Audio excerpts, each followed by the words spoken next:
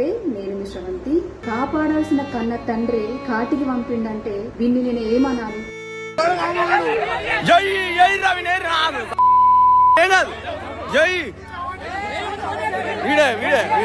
అంగన్ వాళ్ళకి అత్త బంగారం ఉన్నట్టున్నారు. అరే గట్ల కాదురా కట్టుడు.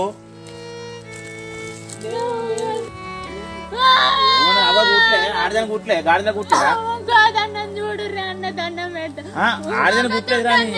ఏమనమంటారు? ఇప్పుడు మనిషి అయినా అనిపిస్తుందండి. కాల యముడిలాగా ప్రవర్తించింది ఆ పిల్లల పట్ల, ఇంత క్రూరంగా ప్రవర్తించింది. చిన్న పిల్లలండి, అలా చంపడానికి నీకు ఎంత ధైర్యం ఉంటే నువ్వు చంపినావు. ఎలా వచ్చినాయి చేతులు? ఆ ఇద్దరు పిల్లలకి గడ్డి మంది ఇచ్చి బాగా దోషేసింది ఆ కన్న తండ్రి.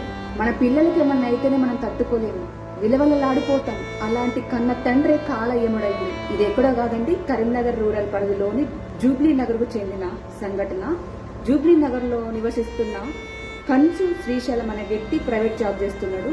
తన భార్య డెలివరీ కాగా డెలివరీలో ఇద్దరు ట్విన్స్ పుట్టారు. సంతోషకరమైన విషయం అది. ఇవాళ రేపు పిల్లలు లేరని ఏడుస్తున్నారు. కానీ మీకు ఇద్దరు ట్విన్స్ పుడితే లక్ష్మీదేవి పుట్టింది, లక్ష్ములు పుట్టారు అని చెప్పేసి సంతోషపడక ఆ పిల్లల పట్ల క్రూరంగా ఇంత నీచంగా నువ్వు ప్రవర్తించడం అంటే నువ్వు కన్న తండ్రివేనా? కడుపుకు అన్నం తింటున్నావా? నువ్వు గడ్డి తింటున్నావా? ఆ ఇద్దరు పిల్లలు పుట్టినప్పటి నుంచి కూడా నాకు ఆడపిల్లల పుట్టిరు అని చెప్పేసి ప్రతి రోజు కూడా తన భార్యతో గొడవ పడుతుండేవారట.